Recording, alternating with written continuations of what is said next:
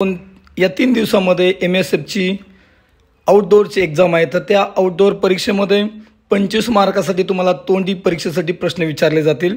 त्याच्यामध्ये सर्वात पहिल्यांदा PTOशी प्रश्न विचारले जातील, नंतर ड्रिल, वेपन, लाठी कवच याविषयी सर्वविषयी प्रश्न विचारले जातील। तर मी तुम्हाला थोडक्यात माहिती देणार आहे। सर्वात पहिल्यांदा PT सिखाने का उद्देश्य। PT का उद्देश्य जवानों को शारीरिक और दिमागी तौर पर सक्षम बनाना, जवानों को शारीरिक और दिमागी तौर पर सक्षम बनाना, जिससे वह शांति और युद्ध क्षेत्र में मिले हुए लक्ष्य को करने में समर्थ हो। यह है PT सिखाने का उद्देश्य। अब बताऊंगा PT की उत्पत्ति। सर्वप्रथम PT का निर्माण ईसा पूर्व 480 में यूनान जो अभी का है ग्रीस है, वहाँ शुरू हुई। सबसे पहले वहाँ के लोगों ने PT को अपनी आम जिंदगी में शामिल किया। यूनान के साथ साथ चाइना, इजिप्ट, भारत जैसे देशों में PT का अलग अलग निर्माण हुआ, लेकिन PT को सही तरीके से करने का ढंग उस समय किसी के पास नहीं था। बहुत सालों के बाद PT को नई चालना देने के लिए 2 लीडर मिल गए, जिनमें से एक थे पर्ल हेनरिक लीग जो स्वीडन के रहने वाले थे, और दूसरे थे फ्रीडरिच लुडविग जॉन जो जर्मन के रहने वाले थे। यहाँ पर PT की उत्पत्ति समाप्त है। अब बताऊंगा PT की परिभाषा। शारीरिक प्रशिक्षण वह योग्यता है जिसमें किसी भी आने वाली इमरजेंसी के लिए ऊर्जा को बचाते हुए शारीरिक काम, प्रशिक्षण तथा अन्य गतिविधियां की जाती है। अब बताऊंगा PT के फायदे। एक जवान या ऑफिसर को शारीरिक और मानसिक तौर पर तैयार करना ताकि वह लड़ाई में मैदान पर दिया हुआ लक्ष्य सफलता से प्राप्त कर सके। PT यह मन और मस्तिष्क को स्वस्थ कर अच्छी सोच में के काबिल बनाती है। PT करने से न केवल सेहत अच्छी होती है, बल्कि इससे एक टीम के रूप में काम करने की भावना पैदा करती है। PT करने से जीवन में अनुशासन आता है, साथ ही दिमाग तेज होकर शरीर तंदुरुस्त और चालाक बनता है। PT शरीर में खून का दौरा बढ़ाती है, साथ ही PT से कठिनाइयों में काम करने की आदत पैदा करती है। PT यह 2 प्रकार के होते हैं। सबसे पहले है बेसिक PT और दूसरे बैटन PT। बेसिक PT जो है यह खाली हाथ ली जाती है, और बैटन PT यह साधनों के साथ, जैसे कि मेडिसिन बॉल है, लॉग है, और कई प्रकार के जो साधन हैं उसके साथ जो PT करते हैं उसे बैटन PT कहते हैं। अब बताऊंगा PT के महान वसूल। सबसे पहला वसूल है शरीर के हर हिस्से को बराबर वर्जिश देना। वसूल नंबर 2 है वर्जिश को दर्जे बाय दर्जे वर्जिश देना, शरीर को दर्जे बाय दर्जे वर्जिश देना। और तीसरा वसूल है वर्जिश को लगातार जारी रखना। अब बताऊंगा PT के सुनहरे वसूल। PT के सुनहरे वसूल 5 है और PT के महान वसूल 3 थे। अब बताऊंगा PT के सुनहरे वसूल। सबसे पहला है ताजी हवा, आम सफाई। दूसरा वसूल है सख्त मेहनत, सख्त काम, पूरा आराम। तीसरा वसूल है मनोरंजन के साधन। चौथा वसूल है अच्छी खुराक, गहरी नींद। और 5वां है सब्र और संतोष। PT यह 3 भागों में बनी है। PT यह 3 भागों में ली जाती है। नंबर 1 है बाजू, नंबर 2 है धड़ और नंबर 3 है टांग। PT यह 5 भागों में बांटी गई है। PT यह 5 भागों में बांटी गई है। नंबर 1 है मोबिलिटी। मोबिलिटी में सबसे पहले जवान को गर्म करने वाली एक्सरसाइज ली जाती है। इसका समय है 6 मिनट का। दूसरी है स्ट्रेंथिंग। स्ट्रेंथिंग का समय है 14 मिनट, जिसमें खेल, लैटरल, एब्डोमेन की एक्सरसाइज, पीठ का व्यायाम, खींचना, ढकेलना, उठाना और ले जाना, इस तरह के एक्सरसाइज ली जाती है। तीसरा है ग्रुप एक्टिविटी। ग्रुप एक्टिविटी यानी सामूहिक गतिविधियाँ, जिसका समय है 12 मिनट, जैसे कि छलांग लगाना, कूदना, घोड़े का व्यायाम, रस्सा चढ़ना, बीम पर संतुलन रखना, जमीन पर काम करना, जैसे कि front roll, back roll, drive roll. Number 4 है इंडोरेंस। इंडोरेंस यानी सहनशीलता व्यायाम, इसका समय है 6 मिनट।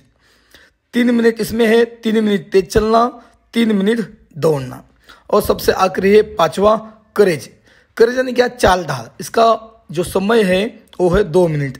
सिर्फ पीटी में एक ही ऐसा है जिसमें डीएमएस शूज पहनकर ये कार्रवाई ली जाती है। पीटी के कुल टेबल है 6 और हर टेबल में 6 काम है, यानी कि पीटी के हर टेबल में 6 और कुल टेबल है 6 और कुल टोटल काम हुए 36 यानी 36। अब पीटी के अंदर जिन हिस्सों को वर्जिश नहीं मिलती, उन हिस्सों को वर्जिश देने के लिए फ्री स्टैंडिंग की सिखलाई दी जाती है। फ्री स्टैंडिंग के कुल टेबल है 6 और हर एक टेबल में काम है 3, यानी कि फ्री स्टैंडिंग में कुल काम है 18। यहाँ पर पीटी के सवाल जवाब खत्म है। अब बताऊंगा ड्रिल के बारे में। सबसे पहले ड्रिल का निर्माण जर्मन के जनरल ड्रॉल ने 1666 में किया। भारत देश में ब्रिटिश सरकार द्वारा सन 1860 में ब्रिटिश एकेडमी अम्बाला में ड्रिल यह लाई गई। सबसे पहले स्क्वाड की नफरी होती है 22 जवान लेकर 25 जवान तक, और प्लाटून की नफरी होती है 26 से लेकर 36 जवान तक, और कंपनी की नफरी होती है 120 जवान। स्क्वाड के सामने उस्ताद यह 15 कदम पर होता है। और प्लाटून के सामने उस्ताद 25 कदम पर होता है। अब बताऊंगा ड्रिल की परिभाषा। एक ही वर्ड ऑफ कमांड के ऊपर टोली के अंदर जो मिलजुल कर और दुरुस्त तरीके से जो कार्रवाई होती है उसे ड्रिल कहते हैं। अब बताऊंगा परेड ग्राउंड ड्रिल का मुख्य उद्देश्य। रिक्रूट या रंगरूटों में ऊंचे दर्जे का अनुशासन, सच धज एवं मुस्तैदी और पुलिस बल में स्वाभिमान को भाव को बढ़ाना या उत्पन्न करना या बनाए रखना, इन गुणों के अलावा ठीक ढंग से की गई परेड ग्राउंड ड्रिल यह आत्मगौरव को बढ़ावा देती है एवं शरीर एवं मस्तिष्क का सही तालमेल बनाती है, और ड्रिल यह ट्रेनिंग देने का उचित आधार बनाती है। अब बताऊंगा ड्रिल के प्रकार। ड्रिल के प्रकार 2 है। नंबर 1 है ओपन ड्रिल और दूसरी है क्लोज ड्रिल। ओपन ड्रिल यह ड्रिल लड़ाई के मैदान में की जाती है जिसकी कोई सीमा निर्धारित नहीं होती। उसमें एडवांस अटैक, एम्बुश, पेट्रोलिंग वगैरह की जाती है, इसे ओपन ड्रिल कहते हैं। नंबर 2 है क्लोज ड्रिल। यह ड्रिल परेड ग्राउंड पर ली जाती है। दोनों किस्म की ड्रिल का मकसद एक ही है, यानी कि एक फौजी जवान को हुक्म का पाबंद बनाना। इसकी सीमा निर्धारित होती है, इसलिए इसे क्लोज ड्रिल कहते हैं। अब बताऊंगा क्लोज ड्रिल के प्रकार। क्लोज ड्रिल के प्रकार 7 होते हैं। सबसे पहले है पद कवायद, फुट ड्रिल। 2 नंबर पर है शस्त्र कवायद, वेपन ड्रिल। नंबर 3 है किर्च कवायद। नंबर 4 है लाठी कवायद। नंबर 5 है केन कवायद। नंबर 6 है निशान कवायद और नंबर 7 में आखिरी है शोक कवायद। अब बताऊंगा ड्रिल के वसूल। ड्रिल के वसूल 3 है। सबसे पहले मजबूती, 2 नंबर पे चुस्ती और 3 नंबर पे तालमेल यानी क्या, मिलजुल कर काम करना। अब बताऊंगा फुट ड्रिल के वसूल। पाँव को तेजी से निकालना, घुटने को तेजी से मोड़ना और ठहराव का दुरुस्त होना, यह है फुट ड्रिल के वसूल। अब ड्रिल में मदद देने वाली बातें। सबसे पहले peptic, angle board, drum and drummer, back stick और मेट्रोनियम घड़ी। सबसे पहले ड्रिल सिखाने की तरतीब। अब बताऊंगा ड्रिल सिखाने की तरतीब। सबसे पहले उस्ताद का तेज नमूना, बाद में उस्ताद का गिनती और बयान के साथ नमूना। 3 नंबर पर उस्ताद बयान करे, जवान काम करे। 4 नंबर पर समय के अंदाज से। 5 नंबर है समय के अनुसार और 6 नंबर है इंडिविजुअल प्रैक्टिस। इस 6 प्रकार की तरतीब से ड्रिल को सिखाया जाता है। ड्रिल के वर्ड ऑफ कमांड 2 तरीके होते हैं। सबसे पहले नंबर 1 है कॉशनरी कमांड में सिर्फ आगाह करने वाली कमांड को कॉशनरी कमांड कहते हैं, जैसे कि स्क्वाड, परेड, क्लास, इस तरह जो कमांड है उसे क्या कहते हैं, क्वेश्चनरी कमांड है कहते हैं। और दूसरा नंबर है एग्जीक्यूटिव कमांड, जिसमें अमल करने वाले कमांड होते हैं, जैसे कि सावधान, विश्राम, आराम से, तेज चल, दाहिने मुड़, बायुन। ये जो पूरे कमांड जो है ये एग्जीक्यूटिव कमांड है। अब बताऊंगा अंतर रखकर स्क्वाड बनाना का मकसद। जब फौज के अंदर नए नए जवान अंतर रखकर स्क्वाड बनाना सिखाने का मकसद, सबसे पहले ड्रिल में यह सबसे पहले सिखाया जाता है। जब फौज के अंदर नए नए जवान भर्ती होते हैं तो उन्हें फॉलिन होने का तरीका पता नहीं होता। इस बात की सिखलाई देने के लिए और पंक्तिबद्ध खड़ा करने की जरूरत पड़ती है, इसलिए अंतर रखकर स्क्वाड बनाना सिखाया जाता है। इसलिए यह काम ड्रिल के तौर पर हर एक जवान को आना और सीखना जरूरी है। अगर 1 से लेकर 5 तक जवान हो तो यह एक लाइन में फॉलिंग किया जाता है। अगर 1 से लेकर 8 जवान हो तो 2 लाइन में फॉलिंग किया जाता है। अगर 8 से ऊपर हो तो 3 लाइन में फॉलिंग किया जाता है। अब बताऊंगा सावधान। सावधान सिखाने का मकसद, यह ड्रिल की अहम हरकत है। यह शुरू का काम है। यह एक तैयारी पोजीशन है। ड्रिल के अंदर अपने सीनियर ऑफिसर या उस्ताद से बात करने के लिए सावधान में से की जाती है। इसलिए यह काम एक जवान को आना और सीखना जरूरी है। अब बताऊंगा विश्राम। विश्राम सिखाने का मकसद, सावधान में जवान ज़्यादा देर तक खड़ा नहीं रह सकता। उसकी नसें और रगपटियाँ थक जाती है और बदन में अकड़न पैदा होती है। इसलिए जवान को सावधान से विश्राम किया जाता है। इसलिए यह काम ड्रिल के तौर पर हर जवान को आना और सीखना जरूरी है। अब बताऊंगा आराम से। आराम से सिखाने का मकसद, विश्राम यह सावधान का ही दूसरा रूप है। जिस तरह से सावधान में जवान ज़्यादा देर खड़ा रहने से जवान की रगपटियाँ और बदन में अकड़न पैदा होती है, महसूस होती है। इसलिए जवान को विश्राम में से आराम से किया जाता है। इसलिए काम ड्रिल के तौर पर हर जवान को आना और सीखना निहायत ही जरूरी है।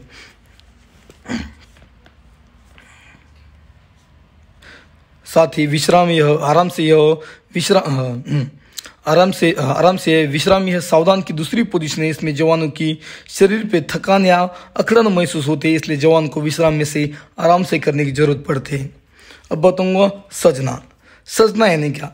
सजना सिखाने का मकसद, दाहिने से या बाएं से एक लाइन बनाना नहीं, दाहिने से या बाएं से एक लाइन बनाना नहीं, बल्कि सामने से और पीछे से दुरुस्त कवरिंग और दुरुस्त फासला लेके पंक्तिबद्ध खड़ा करने के लिए सजना सिखाने की सिखलाई दी जाती है। इसलिए काम ड्रिल के तौर पर जवान को आना और सीखना जरूरी है।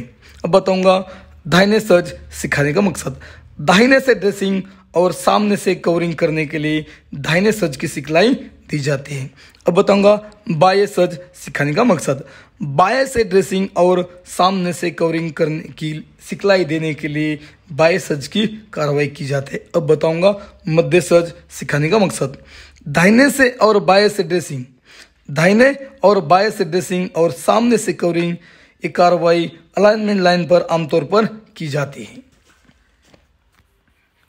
जब नए नए जवान फौज में दाखिल होते हैं और स्क्वाड में के हर जवान का नाम उस्ताद को मालूम नहीं होता, साथ ही जवानों को अपने स्क्वाड में का स्थान पता करने के लिए जवानों को नंबरिंग की सिखलाई दी जाती है। अब बताऊंगा बाएं मुड़ सिखाने का मकसद, अपने सामने वाली दिशा को छोड़कर अपने सिम्मत या रुख की बदली बाई तरफ करना हो तो 90 डिग्री टर्न कर बाई मुड़ करने की जरूरत पड़ती है। इसलिए कार्रवाई ड्रिल के तौर पर हर जवान को आना और सीखना निहायत ही जरूरी है। बताऊंगा दाहिने मुड़ सिखाने का मकसद, अपने सामने वाली दिशा को छोड़कर अपने सिम्मत या रुख की बदली दाहिनी तरफ करना हो तो 90 डिग्री टर्न करने की जरूरत पड़ती है। इसलिए काम ड्रिल के तौर पर हर जवान को आना और सीखना जरूरी है। अब बताऊंगा पीछे मुड़ सिखाने का मकसद, सामने वाली दिशा को छोड़कर अपने सिम्मत या रुख की बदली पीछे की तरफ करना हो तो दाहिने से 180 डिग्री टर्न कर करने की ज़रूरत पड़ती है। इसलिए काम दिल के तौर पर जवान को आना और सीखना नियत ही ज़रूरी है। अब बताऊंगा खुली लाइन सिखाने का मकसद। उस्ताद को स्क्वाड का निरीक्षण करना हो या लाठी कवायद का अभ्यास करना हो या खड़े खड़े सल्यूट का अभ्यास लेना हो या कोई शस्त्र कवायद सिखाना हो तो उस्ताद को स्क्वाड को खुली लाइन करने की ज़रूरत पड़ती है। और जैसे ही खुली लाइन करने का मकसद पूरा हो जाता है तो उस्ताद को निकट लाइन करने की ज़रूरत पड़ती है। अब बताऊंगा तेज चाल सिखाने का मकसद। अनुशासन को कायम में रखते हुए यदि हमें एक जगह से दूसरी जगह जाना हो तो तेज चाल करने की ज़रूरत पड़ती है। अब बताऊंगा तेज चाल में थंब सिखाने का मकसद। तेज चाल की कार्रवाई को रोकने के लिए तेज चाल में थंब सिखाया जाता है। अब बताऊंगा तेज चाल में बाएं मुड़ या दाहिने मुड़ सिखाने का मकसद। तेज चाल के हालात में यदि हमें बाई तरफ अपने सिम्मत या रुख की बदली बाई तरफ या दाहिनी तरफ कर जाने की ज़रूरत पड़ती है। इसलिए तेज चाल में बाएं मुड़ या दाहिने मुड़ की सिखलाई दी जाती है। अब बताऊंगा तेज चाल में पीछे मुड़ सिखाने का मकसद। तेज चाल के हालात में यदि हमें पीछे की ओर जाना हो तो 180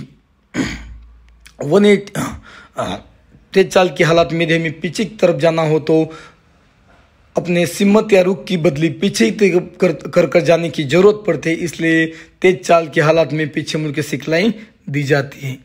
अब बताऊंगा बन और बना की कार्रवाई।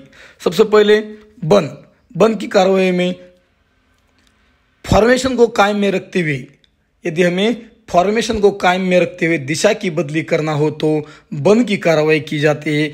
जैसे दाहिने दिशा बदल दाहिने बन या बाएं दिशा बदल बाएं बन। अब बताऊंगा बना की कार्रवाई। दिशा को कायम में रखते हुए यदि हमें फॉर्मेशन की बदली करना हो तो बना की कार्रवाई की जाती है। जैसे बाएं स्क्वाड बना या दाहिने को स्क्वाड बना, इस तरह की कार्रवाई इसके अंदर आती है। अब बताऊंगा स्क्वाड प्रूफ करने का तरीका, क्यों स्क्वाड प्रूफ करने का मकसद। सबसे पहले स्क्वाड प्रूफ करने का मकसद सबसे पहले ड्रेसिंग, कवरिंग और नंबरिंग